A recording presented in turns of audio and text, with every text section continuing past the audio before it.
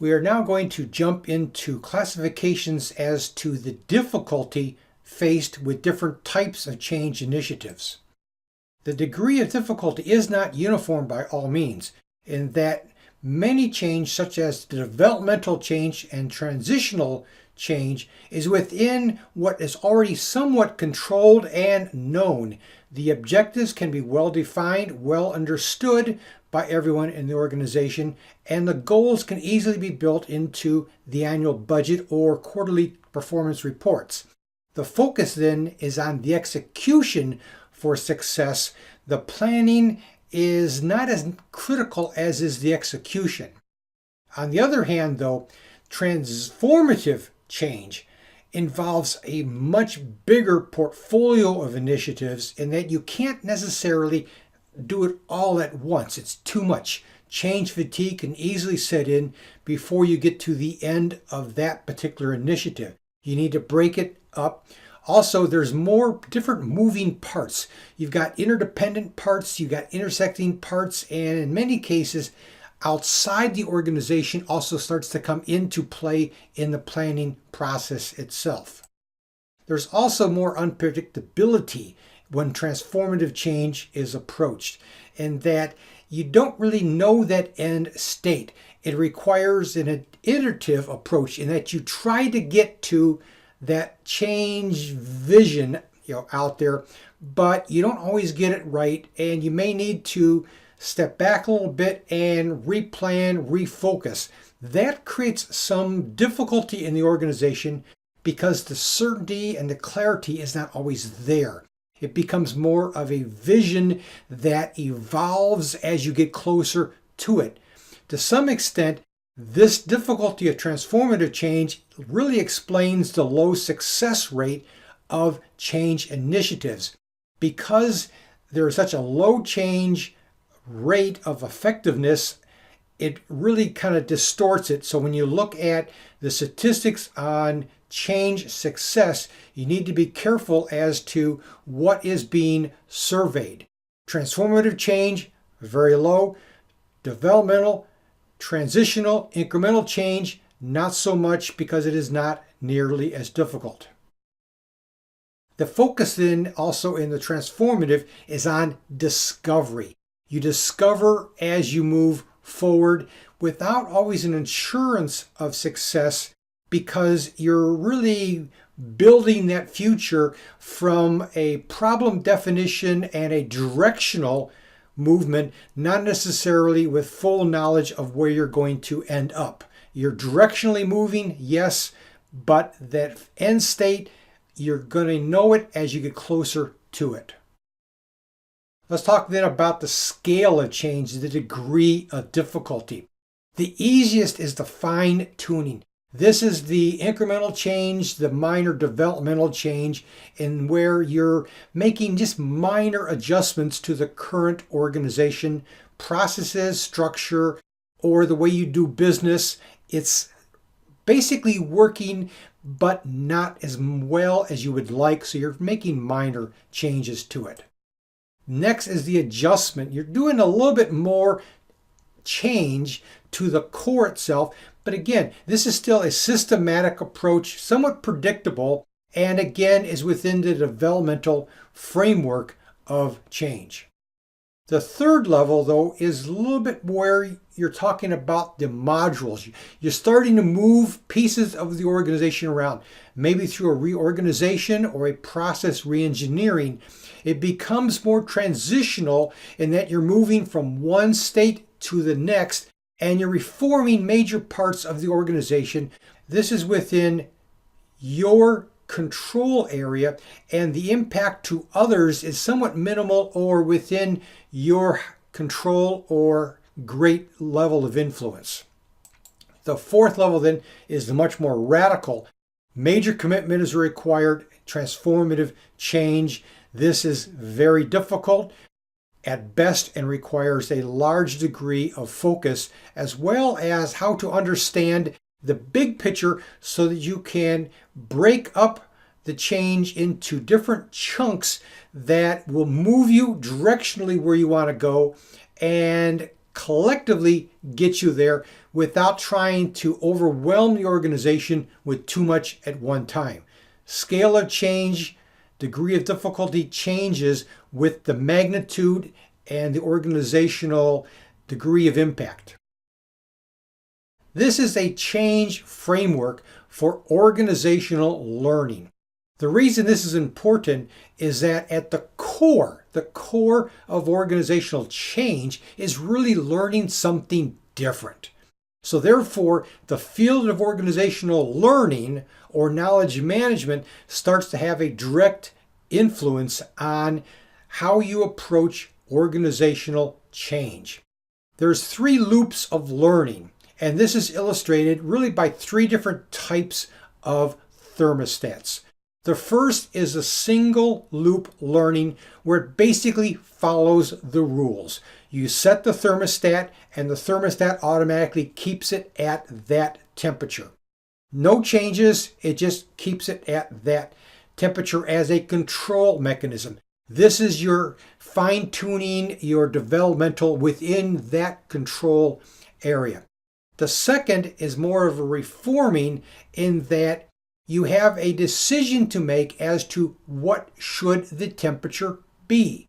In which case you're looking at the problems. You're anticipating the rule structure needed for that temperature, that day, that hour. It becomes more sensitive, more rule-bound, much more, not necessarily complex, but involves more thinking as to what is involved with the changing of the temperature, because it's not necessarily what the temperature is being controlled to, but what should the temperature be that is being controlled to. This becomes a higher level of learning, and you're not just controlling one thing, but you're deciding what to control. Triple level learning is really much more advanced in that you're determining the purpose. It's not in the second degree determining what the temperature should be. It's determining the purpose of what are you controlling. Are you controlling the comfort that we feel around us? Are we controlling energy usage? Are we controlling electric grid usage across the community? It becomes a sense making. What are we trying to do? Systems thinking of how our part interacts with a greater number of people that are involved. Within this framework, then, you can see that the focus changes as to, are you trying to change something to keep it within a narrow bounds? Are you trying to change the system to meet different needs? Or are you doing something much greater to determine what that organizational system should be? Again, this is a framework of 3 different models as to how you can think about organizational change. And when you think about it, you come away with different levels of control, different levels of being able to influence, and at the root, different reasons for each of these different learning loops involved, not only with the organizational learning, but how that applies to the change within the organization based upon what you're trying to accomplish. Again, going back to purpose. Categories in that we can categorize it in multiple ways. We've talked about proactive or planned change versus reactionary, unplanned, you're reacting to the situation. We've talked about planned versus actual, the gap. Also, the emergence of things that are always happening because everybody in the organization has an influence on what is dynamically happening based upon the decisions that they are making and the actions that they are taking in response to those decisions. We've also talked then about incremental, transformative, or punctuated change, where you've got kind of holding back the pressures and all of a sudden they're released and there's massive change. We've talked about the difference of developmental within your control. Transitional, you can see the future, you pretty much know the future, it's a small gap and you can know how to get there, versus the transformative change, much bigger, much more abstract. You don't necessarily know how to define it, but you know directionally which way to go.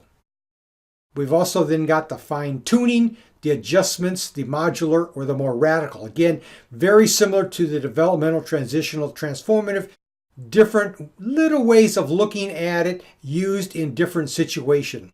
The takeaway here then is which model fits the change that you are facing, and what does that mean in the planning? Is it a simple plan, or is it a much more complex plan that involves more people, more moving parts of the organization, more time? This then gets into what we're going to be talking about next, the basic drivers behind the surface of change and how to bring them into the mix. There's also, always keep in mind, the single, double, triple loop learning, because learning is a key component of organizational change. You're learning not only things to do different, but you're rethinking what needs to be done from a different perspective, a different purpose. You're no longer controlling, you're rethinking what needs to be controlled, and within a framework much larger as it relates to others in the organization, within the community, within the world, and how the systems really are all connected. We think of things being within a tight boundary, but that boundary is very permeable in that things flow, information, transactions, product, services flow freely across boundary lines. The reality then, and think about this, the reality is that we need adaptive change to meet environmental pressures. Sometimes we may need transformative change because we haven't changed early enough, and there's the pressures that we need to do things in a much greater change significance. However, too often we settle for transitional change because the transformative change is difficult, particularly if you do not have organizational competencies on how to change. You may try a transformative change, but you settle for transitional to get you a little bit closer, and maybe in the future we'll do the next step. In reality, though, too often we get disruptive change. We hold the pressure back until it is released, and then we have to do change quickly, dramatically, not in a nice way all the time in the people that are involved, but it has to be done because it becomes a crisis situation, a survival situation. You need adaptive change. Sometimes you need transformative change. Too often we settle for transitional change, and we often get disruptive change. What difficulty are you experiencing in your change initiative, and how do these models apply in recognizing the degree of difficulty and how you approach that change initiative?